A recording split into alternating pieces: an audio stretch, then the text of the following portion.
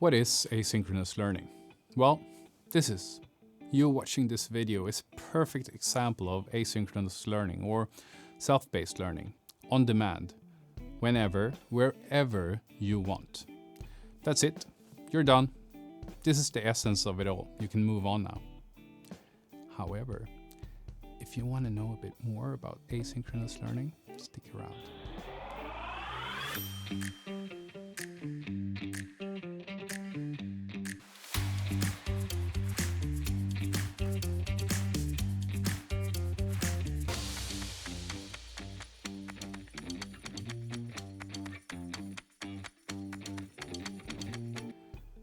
In this video, we're going to briefly explore what asynchronous learning is more in detail, how it works, what the current state of it is, what participant isolation is, and what it has to do with asynchronous learning, and when and for what we should use asynchronous learning.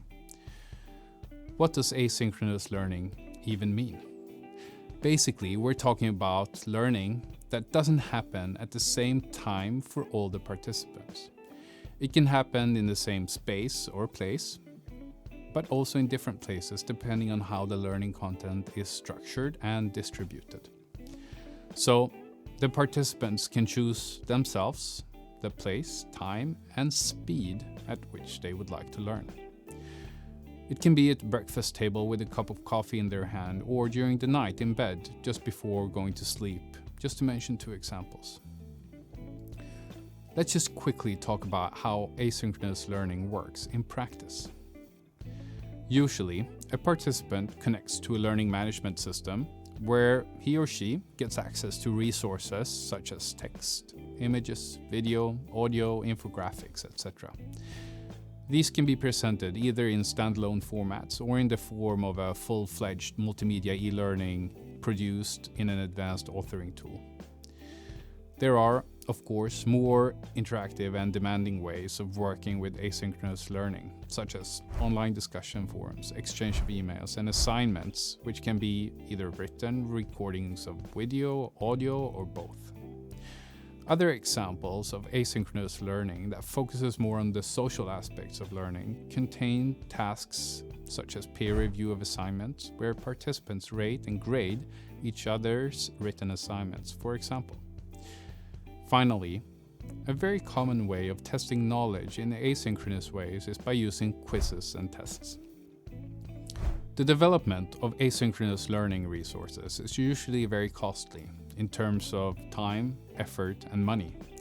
But on the other hand, they have lower costs in the long run if the possibility to reuse and repurpose the content is present and the rollout is administered in an effective way.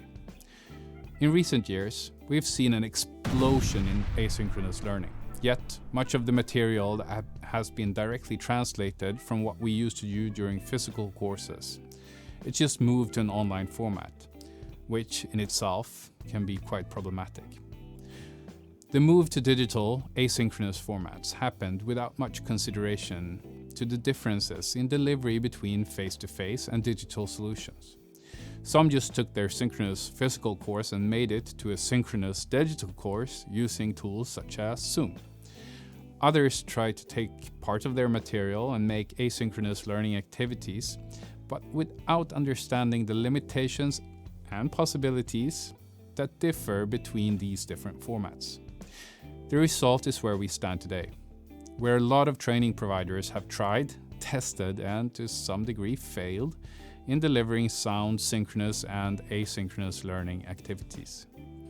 One of the most prominent examples of this is the exaggerated use of multimedia e-learning. You know, the course you just click through a lot of information and pictures and take a simple test at the end, which you could have taken without all the clicking, to be honest.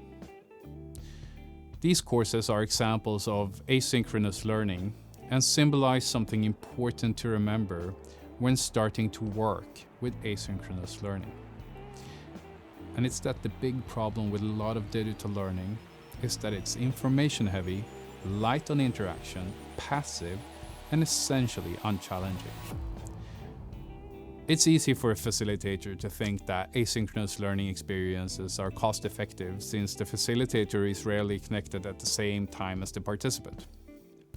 But this is far from the truth. The facilitator is actually really needed in order to compensate for the asynchronous learning's biggest weakness, participant isolation. A lone participant needs overly clear instructions in order to not get stuck in self-paced studies. It's close to impossible to conduct asynchronous learning with the same material that is used for synchronous learning. A lot of time needs to be spent on creating material. If you do not, motivation and engagement will fall like a guillotine. Isolated learning is also strained learning. Humans are wired for learning with and from each other in situations where several brains can connect in order to share the load. In addition, isolated asynchronous learning has high dropout rates. Participants need to be self-disciplined and motivated to complete their courses. So motivation is really key here. It is possible to find asynchronous elements of learning in almost all forms of digital learning today. Asynchronous learning is a more learner-centered approach in which you can use online courses, emails, blogs, pre-recorded video, and online forums. It offers flexibility for learners to go at it in their own pace. It's cost-effective in terms of logistics and travel, etc., and it's environmentally very good. But it's high in cost in terms of development, as we will see later. All the parts we have discussed up until now leads to something interesting in terms of when and how we use asynchronous learning. The main way which asynchronous learning can really add value to a learning experience is by being used as a way of preparing participants ahead of synchronous learning events. This is called to flip the classroom, or flipped learning. By using flipped learning material, you can activate thoughts and questions with the participants that they can bring to the synchronous event to discuss with fellow participants and with the facilitator. You do, however, need to be mindful of the fact that flipped learning only prepares the participant.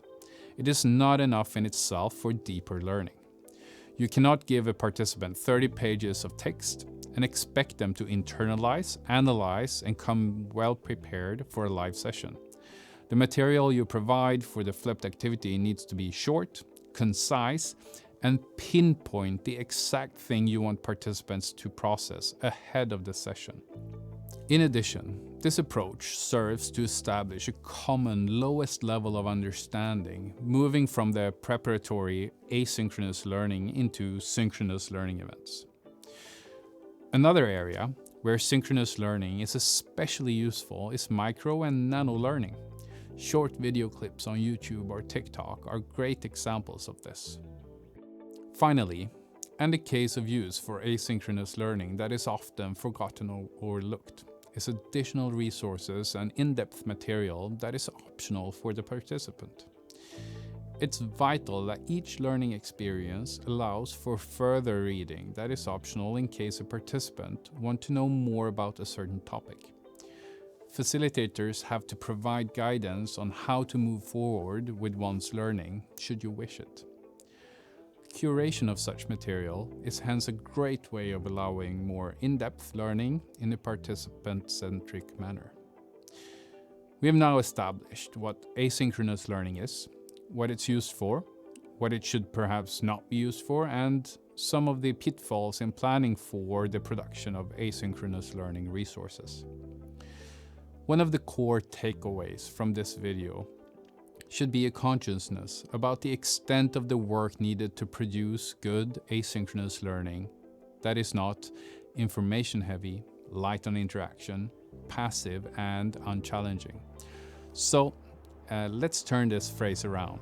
Your next digital learning experience, and especially the asynchronous parts, should thus be light on information, high on interaction, active and challenging.